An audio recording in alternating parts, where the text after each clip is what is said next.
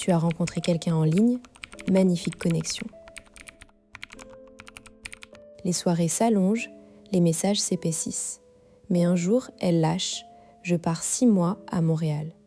Ou pire, « Je ne suis pas sûre de vouloir emménager ici ». Ton cœur se serre. Tu te demandes si elle veut vraiment une relation longue distance ou si elle se prépare à te fuir. Tu n'es pas seul, 75% des couples confrontés à une séparation géographique échouent dans les 6 premiers mois. Stafford, 2005. Mais ce n'est pas une fatalité. Dans cette vidéo, tu vas découvrir comment décoder ses vrais désirs et surtout, les 3 techniques pour construire une relation longue distance solide. Pas de blabla, que de la recherche appliquée. La croyance populaire, c'est que la distance tue l'amour. On te dit, si elle veut vraiment, elle trouvera un moyen de rester. Ou, les longues distances, ça ne marche jamais. Mais c'est faux, et les données le prouvent. Stafford et son équipe ont montré que ce n'est pas la distance qui détruit le couple, mais l'absence de compromis géographique. Le vrai problème, elle ne voit pas comment votre vie à 2 peut s'organiser à distance. Si elle ne s'engage pas dans des actions concrètes, ce n'est pas par manque d'amour, mais par manque de vision. Le mécanisme caché, c'est ce que les chercheurs appellent le compromis géographique. C'est la capacité à accepter des sacrifices pour maintenir la relation. Une femme qui veut vraiment une relation longue distance ne se contente pas de dire « ça va aller ». Elle passe à l'action, elle propose des visites, elle planifie des appels, elle réfléchit à des projets communs. L'étude de Stafford, 2005, sur les couples à distance montre que le facteur numéro 1 de réussite, c'est la certitude que la relation a un avenir ensemble. Si elle évite de parler du futur, méfie-toi. Prenons un cas concret. Sophie, 34 ans, architecte à Lyon. Elle rencontre Jérôme, 37 ans, développeur à Nantes. Leur première année est intense, week-ends alternés, appels tous les soirs, mais au bout d'1 an, Sophie obtient une promotion à Bordeaux. Elle doit partir 18 mois.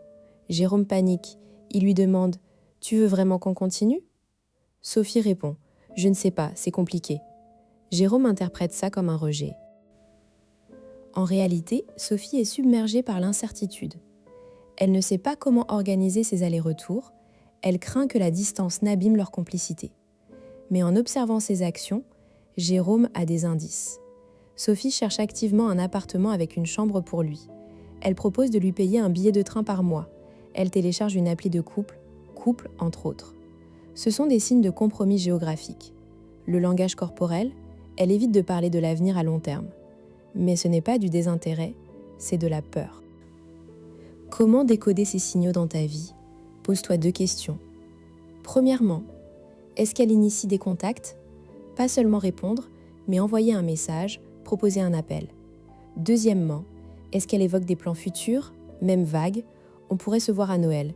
J'aimerais que tu rencontres ma famille. Si elle reste dans le présent, c'est un signal d'alarme. Ensuite, vérifie son investissement. Prend-elle des billets ? Bloque-t-elle des dates ? Un compromis géographique, c'est action, pas parole. Pourquoi tout ça est crucial ?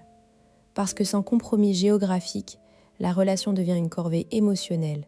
Les couples qui survivent à la distance sont ceux qui construisent une agenda partagée, des visites régulières, des rituels, des objectifs communs.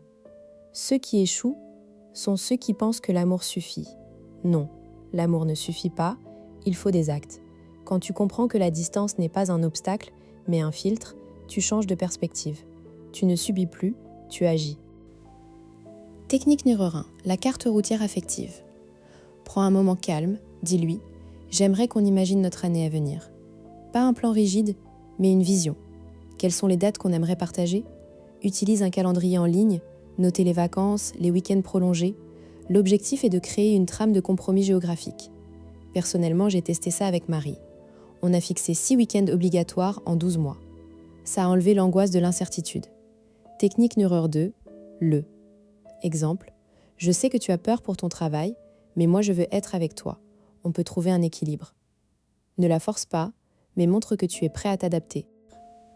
Technique numéro 3, les rituels à distance. La recherche montre que les couples qui maintiennent des routines communes, même virtuelles, sont plus satisfaits. Propose un date night hebdomadaire, film en simultané, jeu en ligne ou même un appel cuisine où vous préparez la même recette.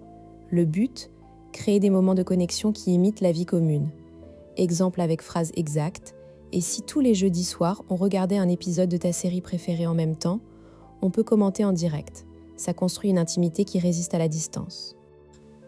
Tu vas me dire, mais si elle ne veut pas s'engager sur ces techniques, ça veut dire qu'elle ne tient pas à moi? Pas forcément. Parfois, elle a besoin de temps.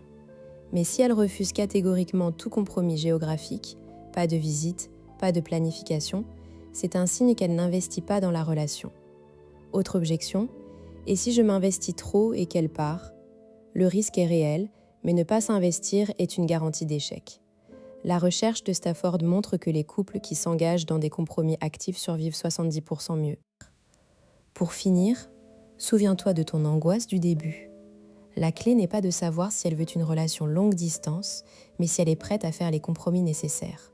Les signes sont dans ses actions, pas dans ses hésitations. Alors observe, propose des techniques, et si elle s'engage, tu as gagné. Si elle fuit, tu as ta réponse. Et maintenant, abonne-toi pour ne rien rater des prochaines vidéos. Active la cloche pour recevoir les décodages dès leur sortie.